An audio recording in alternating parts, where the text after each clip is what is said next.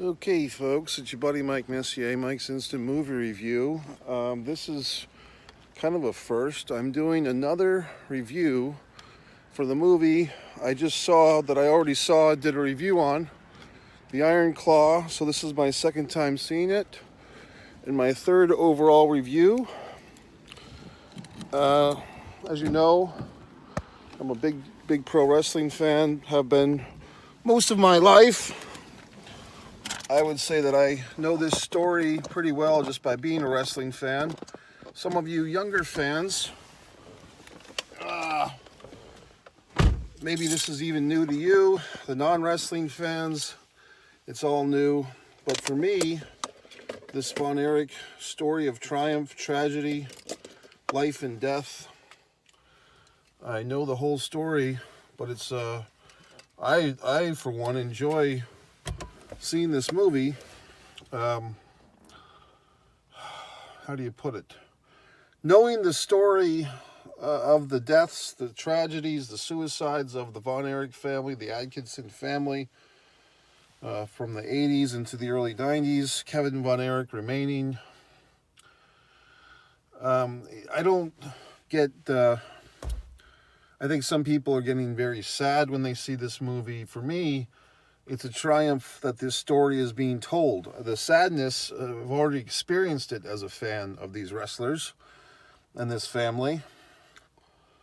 So I don't see it as a sad thing. I see it as a good thing. Kevin Von Erich especially has been speaking about wanting to have a movie made about his family since the mid-90s. And now that movie has happened. So I won't say all the things I said in the other reviews. I will say I've forgotten twice now to say what a wonderful job the actress Lily James did as Pam. I have been seeing Lily James, I want to say, in a couple of big horror films, but I off the top of my head, I can't remember what they were. I know I've seen her in the last couple of years in movies. I don't watch a whole lot of TV series. I don't Netflix and chill. I've been getting into more TV series lately, but I've watched, I think it was called The Inventor, about the crazy lady with the blood and the invention, The Dropout, that series. That was really good. Kyra, wasn't trying to remember all these names of all these actresses. So yeah, I do watch some series, I guess, but a lot of the big series, I don't know what the fuck they are. But I like this movie a lot, so obviously I've seen it twice now. Also, just in case you're wondering, I saw this movie on a Wednesday night. Now it's basically 1 o'clock, 1:30 in the morning on a Thursday. If you go to the Wednesday night, this movie's starting at 10:35 at night. I'm the only person in the theater. I can take off my goddamn shoes, I can crack my neck, and no one's gonna fucking bother me. So for all you assholes out there that don't realize how goddamn fun it is to do things when the rest of the world is sleeping, I'm living, assholes. Okay? So anyway, what else? Yeah, Lily James does a really good job as Pam. I was correct the first time I saw it when the mom, Dottie, and I always thought her name was Doris. I thought her name was Doris Von Erich, not Dottie. I don't know if Dottie is a nickname for Doris, but I thought her name it was Doris Von Erich, or whatever the fuck. But basically, when Doris, the mom, is watching Kerry win the world title from Flair in '84, it is a shot of the ghost of David Von Erich watching from the steps. Other things in this movie, and a lot of things, what's kind of fun about seeing a movie the second time is that the shock value of all the things that when you saw the movie the first time, the things that you were expecting to see, and probably the things more so that you didn't see that you were hoping to see, and if this was a pure wrestling movie or a series, you could go into all these details about the Freebirds Von Erich's feud, the world class on television. I think in this movie they say that they had this Saturday night ESPN program. What I remember seeing was like an afternoon program, kind of, and a lot of rerun stuff. So maybe they did have a Saturday night program before my time a little bit. I don't know. Um, they don't go into the death of David. Everything is seen, like I said in my previous review, it's all seen from Kevin's perspective. Even at the beginning of the movie, when the two boys, I believe it's Kevin and David, they're in the back seat of their car watching their parents have this argument. Fritz is all wrapped up about getting the NWA World Heavyweight title for the family. He seems possessed by it. I did see one critique from a friend of mine, a nice gentleman, Sheldon Goldberg, I believe he was kind of taking issue with the movie's perspective on wrestling. Is it a work? Is it a shoot? It wasn't clear, and I can see Sheldon's point, especially because he's been a highly valuable wrestling promoter for decades himself.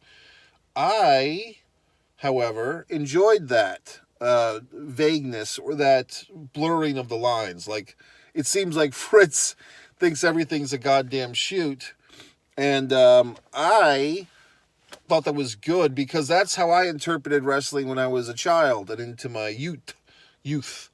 It was heavily concealed to the point where that's why it was so goddamn good, because you didn't have 12 guys in California, pardon my French, but I'm French, sticking their thumbs up each other's ass, okay? Now, if you're a non-wrestling fan or you're not informed, there was these gentle fucks in California sometime in the last 10 years. Some of the most successful wrestlers of the last 10 years, sadly enough, who did some type of thumb in the ass train. And I took great issue with it. You can discover me and a certain NXT wrestler at the time, Chris Hero, debating this nonsense. Cassius Ohno, it's on Reddit. But I took issue with it then, and I take issue with it now. So you wouldn't see Kevin and Kerry and David Von Erich sticking their thumbs up the Freebird's ass. You'd see them beating the fuck out of each other, okay? That's the goddamn difference. So the wrestling fans of today who are brought up on this saccharine WWE nonsense, the Miz being eaten by zombies, the fucking butterfly belt, all this horse shit, they didn't grow up with the fucking lines blurred. It's all been a goddamn comic book freak show to you fucks. But for fans like me, we remember when it was goddamned legitimate, okay? Anyway, actually the butterfly belt was good. I liked that. But the point is, I mean, having a butterfly on it, I mean, it's a little demeaning to these hardworking women. Any fucking way. What else about this? Did I have any new discoveries in this movie? I think I just enjoyed it more the second time. Because, like I said, now I'm looking, and I think other people might learn to do this as well. This is a movie, if you go in with a bunch of expectations or what you want to see, because you know the real story, and then you don't see some of the things. Well, why wasn't Iceman King Parsons versus Buddy Jack Roberts in a hair versus hair match in this movie? Well, look, assholes, if you're looking for all the things that aren't there and you're upset that they're not there, you're not going to appreciate what is there, obviously. Now, we always come back to this. Chris Von Erich. Chris Von Erich is getting more attention by not being in this movie than he ever did in his whole fucking career. Now, I'm not trying to decipher or shit on Chris or his spirit, okay? I do have a lot of respect for the gentleman. And I do feel that watching this movie a second time and knowing some of these riddles of this Chris controversy, I believe the gentleman's name is Sean Durkin, had a copy of the script, a version of the script, a draft, as they say in the business, of the script, with Chris Von Erich's representation for 5 years before he finally had to say, I'm sorry to the world, I have to eliminate Chris from this story because it's too heartbreaking to have yet another death, and it's clogging up the system of the screenplay, and it's not going to work. And he had to make that tough, creative decision. Well, I believe in my research, I have learned that Chris Von Erich, in fact, broke his arm throwing a drop kick, and that was Chris Von Erich in real life. In the movie, that situation gets transferred to Mike. So, in my very first fucking Mike's Instant review of this movie about 2 weeks ago, I blatantly said that one thing they could have done, which they didn't do, is they could have merged the names and had a character named Michael Chris. Well, doesn't that sound nice? And they could have called him Mike for short, but have the character named Michael Chris. You kind of merge those two characters. Yes, you're not, playing God here. They're not. These are based on true events, inspired by true events, not a literal interpretation. There's too much story in this movie for a 2.5. It's actually over 2 hours. It's 2 hours and 18 minutes. Okay. So you don't have time to go into Chris Adams and Gino Hernandez losing their hair in fucking Texas Stadium, or General Skandor Akbar, the missing link in Sunshine. All these wonderful things we can't go into great detail, not we, but the filmmakers, because it's 2 hours and 18 minutes. And further fucking more, this is not a wrestling movie. It's a movie with a wrestling backdrop. It's a survival movie. It's a family movie. It's a tragedy. And it's a story of triumph for Kevin, for living and for carrying on this Von Erich name with his family. No Waldos, no Lances. Yeah, it's interesting that Maxwell Jacob Friedman is listed as Lance. But that was probably just another thing that they had written in a script, and it just chop, chop, chop. But they threw you one little, shot of Max in there with the Lance wig. Anyway, I'm tired of doing these reviews, and then as soon as I push stop, I remember something important that I wanted to discuss. The Bruiser Brody guy I thought was good in this. I mean, he's not in it a whole lot. Now, had they had filmed or included a scene with David's death in Japan, that would have been interesting, because apparently Bruiser Brody was there.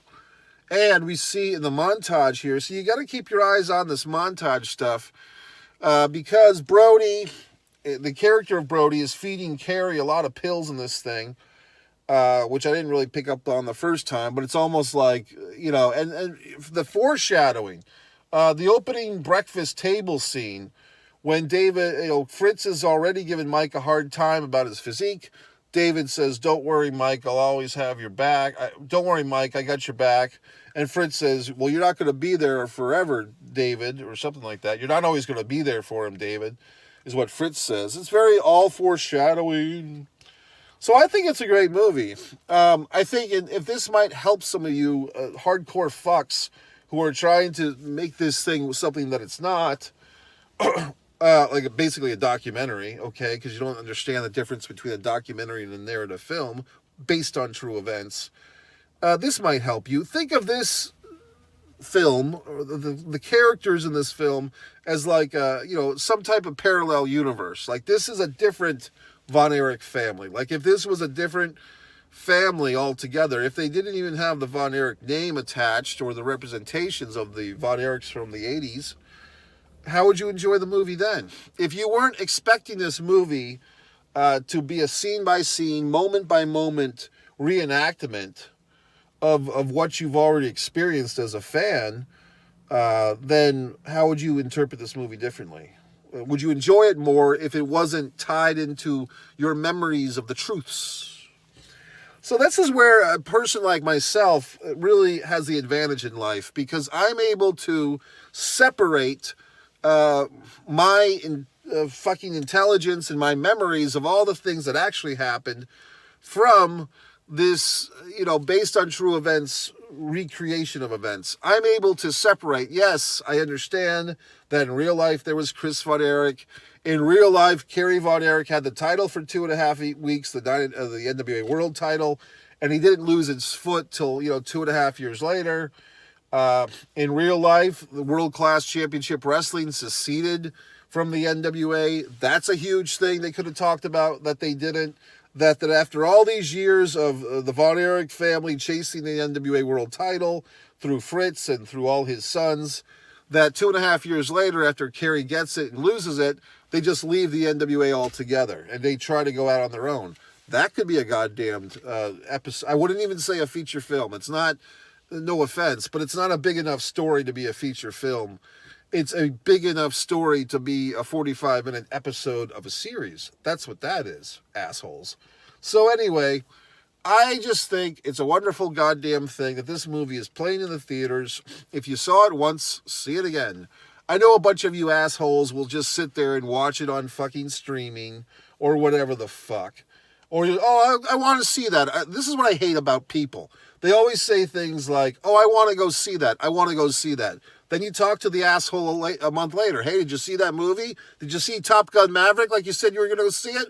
Oh, no, but I want to see it. Yet they never fucking go to the theater and see the goddamn movie. But they always want to see the movie. They just never actually go and fucking buy a ticket and see the goddamn thing.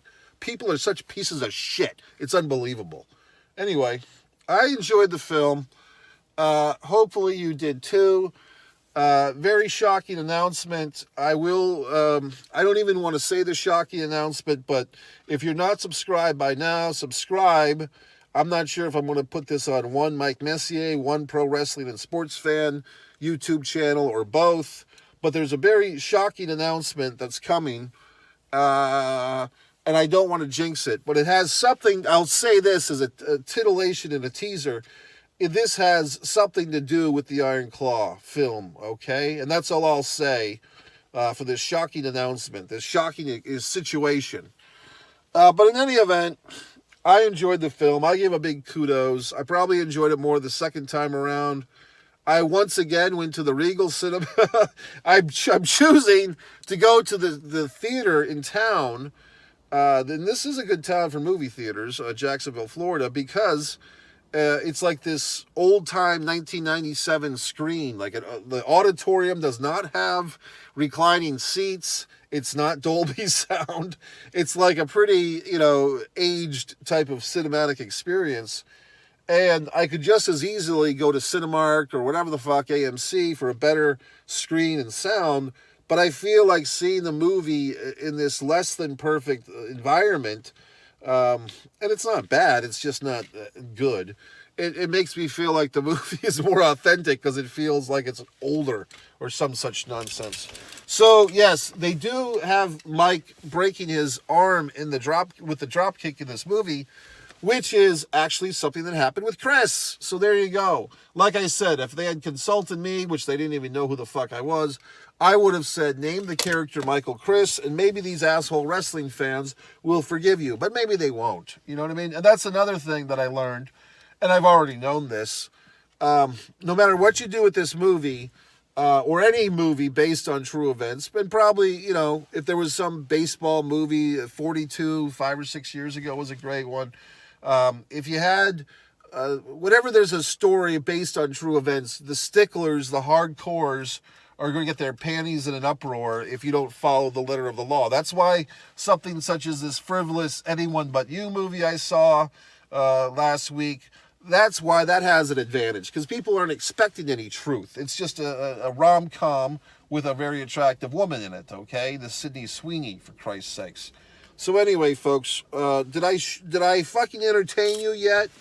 I have had a lot of nice feedback on my other reviews. I guess that's why I did another one. I'm trying to squeeze this fucking Iron Claw movie for all the views and subscribers I can get, because it seems to be a hot topic. Some people have commented nicely.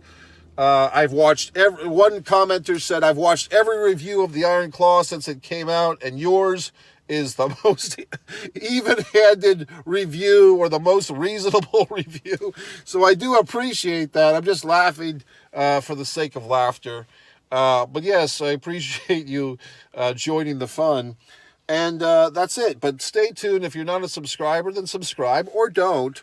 But if you do subscribe, and if this wonderful surprise comes to be, you'll see it. And like I say, I don't want to jinx it by stating what it is, but it is Iron Claw related. And if it does happen, it will be happening within 2 weeks. I will say that. So hopefully it'll happen. I just don't want to jinx it, okay? I don't want to have the Von Erich curse me, okay? Anyway, what else did I say? Oh, that song. Is that a Rush song, that I Want to Live That Way? Is that a song by Rush? Or I really like that song that Mike plays in this movie. Also, for me, it's like They're creating a mood. They're creating an era, recreating back when people did not look at their phones all the time, like I'm doing right now. Back when people did not have the goddamn internet to give them all the answers in the world. It was just a different situation, folks. It wasn't even that long ago. But with all these advanced technologies and short attention spans and idiots running around, it's just a different thing.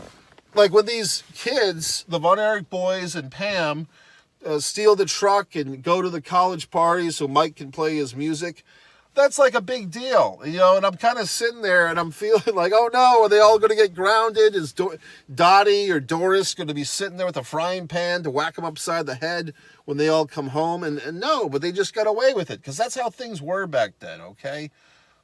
So anyway, you have this feeling like that movie, whatever the fuck, the fucking where all the fucking they're getting paddled, dazed and confused.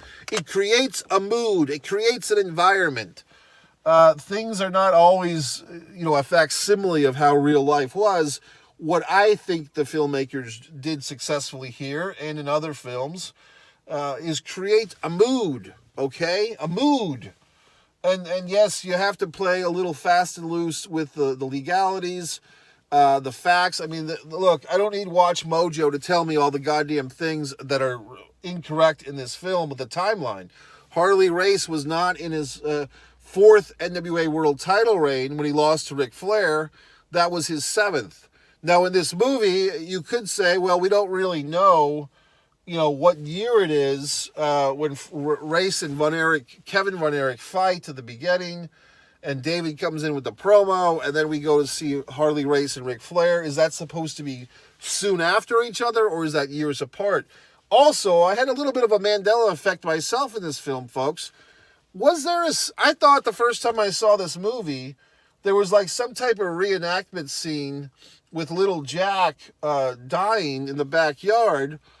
But in this movie, that's not in there, and I know it's because of the Rusty Baker documentary. I think, or is it not? I don't know. I'm perplexing myself because I thought that in this movie they had like a flashback of little Jack dying in the fucking snow and the fucking electricity and all that. The first son that died, was that in the Rusty Baker documentary? I mean, I did take a momentary bathroom break during this thing the second time, but I didn't think it was in that moment. So I don't know if I've just imagined a whole other scene or if that was in the Rusty Baker doc on YouTube or whatever the fuck. Also, the first time I saw this movie, I could have sworn that I saw numbers across the screen, like when Kevin fights Ric Flair. I thought it said a lower third, meaning the fucking words on the screen. I thought it said 1986. And tonight that I watched it, I didn't see that. So I don't know if I've entered some type of Mandela parallel universe thing in the last week where some of the things that I remembered the first time are no longer in the film, or just my memories playing jokes on me or whatever the fuck. Well, folks, there's a strange man walking through the parking lot. I think that's my cue to call this a wrap. MikeMessier.com. If you want to be a friend, you can buy my books. I have books for sale, Fight or Play Basketball. A few people bought it last month, including someone from Spain, so I appreciate that. And my good buddy there, Adam DeMoy, bought not one but two of my books. What a wonderful gentleman. My film book, how to go basically from 0 to 5 in the film world. Just go to Amazon, put Mike Messier film book under books. It should come up. It's got a very long title. Art and War of Directing Student Low Budget and No Budget Films, blah, blah, blah. It's basically a 40 fucking word title of a book. That was a big error. I'll have to write a book about how to title your books better because that one, it's a good title. It's just too long. Anyway, that's it. MikeMessier.com. Thanks for watching. One Mike Messier for Mike's Instant Movie Reviews. One pro wrestling and sports fan for the pro wrestling stuff. If you're saying, well, gee whiz, Mike, you seem to be an expert on everything. Well, you can also watch my wrestling movie, Wrestling Son, which is actually from the perspective of Jack Von Erich in a hypothetical situation of reincarnation. I also explain that artistic choice in the Wrestling Son director's interview. You can find that on YouTube. And so on and so forth, and so on and so forth. Old school wrestling fans, you might like my Ox Baker One of the Boys movie, my AEW clips, my NXT still photography. They're all floating around the internet. They're all in YouTube world. So you just have to dig around One Pro Wrestling and Sports Fan and so forth, and One Mike Missy. You'll see all these wonderful things, or you won't. You know what I mean? So it's up to you. You've heard me speak of this, and now it's up to you to take action. Goodbye, good night. God.